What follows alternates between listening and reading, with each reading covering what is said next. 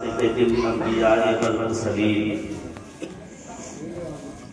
अला आलिहि व अस्हाबिहि अजमईन अम्मा बाद फ़अऊज़ु बिल्लाहि मिनश शैतानिर रजीम बिस्मिल्लाहिर रहमानिर रहीम फन्किहू मा ताब लकुम मिनन निसा सदक़ल्लाहु मौलाना अज़ीम व सदक़ रसूलुहुन नबियुल अमीनुल करीम व नहनु अला ज़ालिका मिनश शाहिदीना व शाकिरीन वल्हम्दुलिल्लाहि रब्बिल आलमीन। अर्ज़ मारूफ से पेशकर आइए हम तमाम हज़रात इंतहाई अक़ीदत व मोहब्बत के साथ मुस्तफ़ा जाने रहमत शम्ए बज़्म हिदायत नौशए बज़्म जन्नत हुज़ूर सरवरे कायनात फ़ख्रे मौजूदात जनाबे अहमदे मुज्तबा मुहम्मद मुस्तफ़ा सल्लल्लाहु तआला अलैहि वसल्लम की बारगाह बेकस पनाह में दुरूद पाक का नज़राना पेश करें और पढ़ें बावाज़े बुलंद अल्लाहुम्मा सल्लि अला सय्यिदिना व शफीअना व मौलाना मुहम्मद बारिक वसल्लम सल्लु अलैहि सलातु व सलामुन अलैका या रसूलल्लाह सल्लल्लाहु तआला अलैहि वसल्लम। बड़े खुशनसीब हैं मुहतरम जनाब शौकत सैफी साहब कि उन्होंने अपने साहबजादे की शादी के हसीन मौके से बज़्म रसूल पाक का इनेकाद किया और उस बज़्म पाक में इलाके के सभी मुस्तनद मुअख्तर उलमाए किराम के साथ साथ शेख तरीक़त रहबरे राह शरीयत हज़रत हाफिज़ अब्दुल अली साहब नक्शबंदी मुजद्दिद को भी आपने इस बज़्म पाक में बुला करके मजलिस को मज़ीद आपने बाबरकत कराया। साथ ही साथ हुज़ूर हाजी अली अहमद साहब के पोते हज़रत मौलाना गुलाम रब्बानी साहब भी यहाँ पर जलवाबार है। इन मुक़द्दस और अज़ीम हस्तियों का आना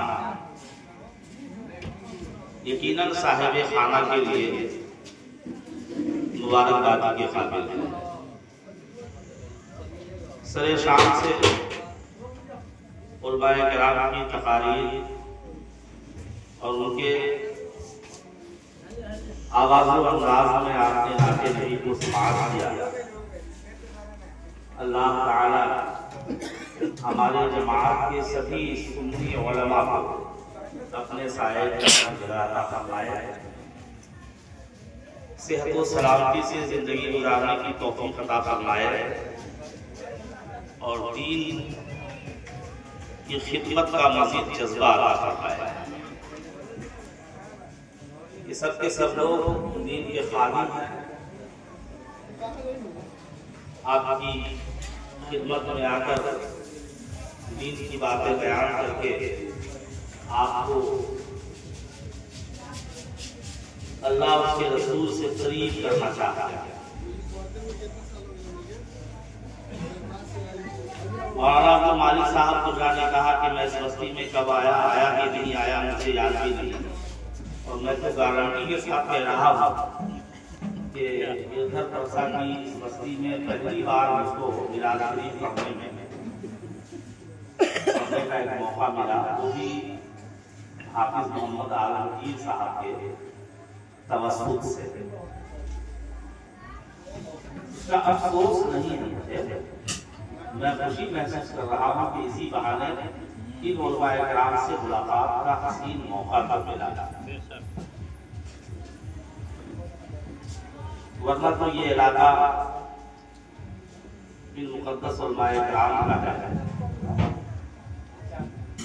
रोज़ो शब आपकी खिदमत में हम तंदुरुस्त हैं। जब भी ज़रूरत पड़ती है या तो आप मौलाना नगर से उलमाए किराम की खिदमत हासिल कर लेते हैं, या नहीं तो आप पांडे परसा से उलमाए किराम को बुलाकर अपनी खिदमत हासिल कर लेते हैं।